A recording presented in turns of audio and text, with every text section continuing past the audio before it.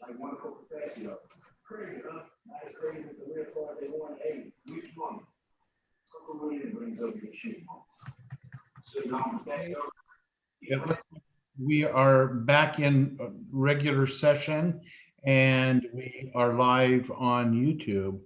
At this point, we'll turn it over to the general manager for comments. John?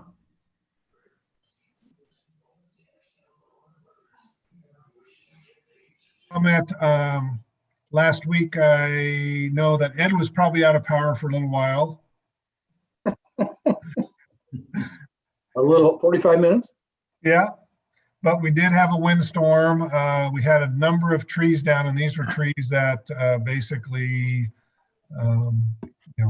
outside the right of way, wet saturated conditions. We had crews out for what, about 18 hours, Scott? Something like that. It was a long night. Yeah, but I think the crew did a great job getting things back, and we were pretty much wrapped up by what, 2 o'clock the next afternoon, 3 o'clock. Yeah. So they did a The great interesting job. thing about losing power is basements flood. Oh, sump pump. So we had one of our service guys out till 2 o'clock that morning, trying to take care of people, get them pumped out and that. So anyway, the lights went out. We just laughed about camping in the living room. And of course, Tom was gloating that he still had power. So no, I wasn't gloating. I was just pointing out that when you were mayor, your power never went out. listen, Mr. Mayor, I got 2 comments for you. Do we have anybody watching us tonight on YouTube, or can you tell? I don't know that we can tell. Okay. We don't have any other participants within here, but. The second thing is, this is our first meeting of 2021. And this will be, this is Ed Gormley telling stories, but in the old days, before we had our own attorney, we got to resolution number 8, maybe by July. So I think Sam should be given some kind of blue ribbon for writing resolutions this month. Good job, Sam. So I'm not sure Trina would agree with you on that. Oh, really? Well, I think Brent would, though, because it uses a lot of wood fiber to do all his resolutions. So I have no additional comments. Thank you. Anything from commissioners? We had a regional water meeting today. Carlton, I think they have hired a new city manager, right, John? My understanding is I was on a call with the mayor this morning, and they've hired and they have a a request out to accept, and that should have happened today or tomorrow. So for our meetings, we've had the interim manager participating. She wasn't there today, but their attorney was there. Did he comment at all, John, after I get off?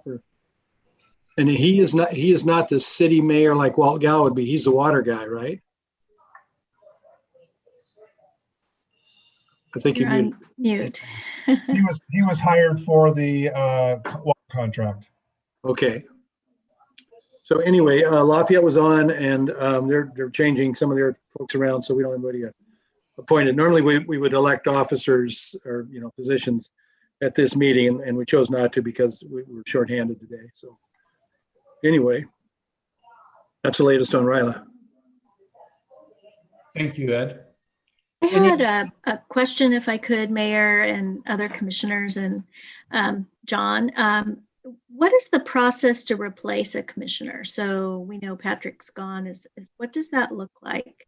The sacred, Jody, we can't tell you. Okay. Just wondering if there's a requirement to have a certain type of representation on the commission. Jody, I'll address that. Ed could address it very easily, as others could, but the commissioners are appointed by the city council.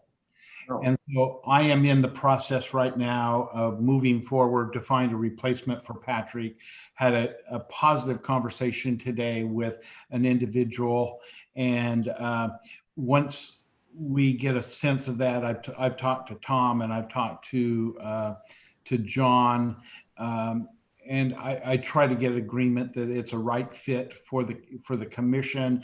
Then I'll take it to the city council for them to approve, and then we can come back and do what we need to do at Water and Light.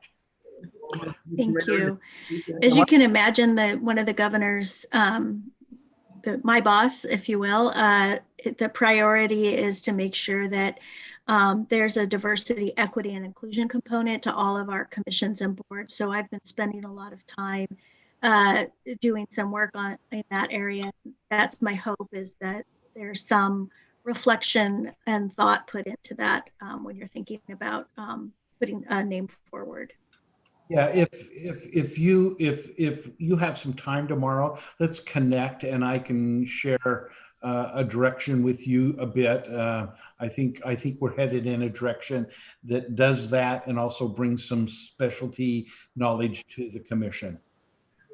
Jody, if I could add something too, we discovered earlier that the charter, and Sam, correct me if I'm wrong, please, the charter requires that the person be a voter in the city of McMinnville.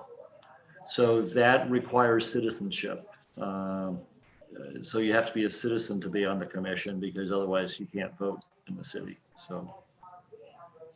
Right. You could still have diversity, equity, and inclusion yes, beyond citizenship. But yes, I thank you. That's a good clarification. But Jody, at one time I proposed we open it up to ratepayers, but that was like that was not met very well. This is in late 80s. I'll tell you, the mayor's responsibility is to do the appointment, and it's confirmed by the council.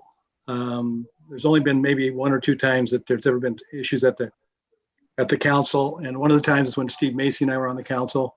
We were concerned about Water and Light just after the whoops stuff and the bankruptcies and the liability situation that Water and Light had, and potentially put the city in, for millions and millions of dollars and that. But one of the base things you have here, this is a $50 million business, and so you have to. In light of everything else that you mentioned, you still have this $50 million business that you've got to get directors that have skill sets that work well together, plus can manage this organization. And Jody, I will tell you that not only the commission appointments, but also in staffing, for the past, 3 or 4 years, we've been talking about this and trying to work on it and reaching out to people in the community to help us have a more representative face to our commission, but also for our employees at Water and Light. And not only because it's fair, but I can assure you that as we've discussed it, we've thought of it as a way that we will tap resources that we have not tapped before, and we'll be better off by doing that. It's not just, it's doing the right thing, but also it's sort of selfish. We think if we broaden the pool, we'll continue the quality of staff we've had now, rather than have a dwindling pool and have it be not as good a staff. Thank you. I appreciate the conversation. Thanks for bringing it up. It's important that we keep on this. So the intent is that I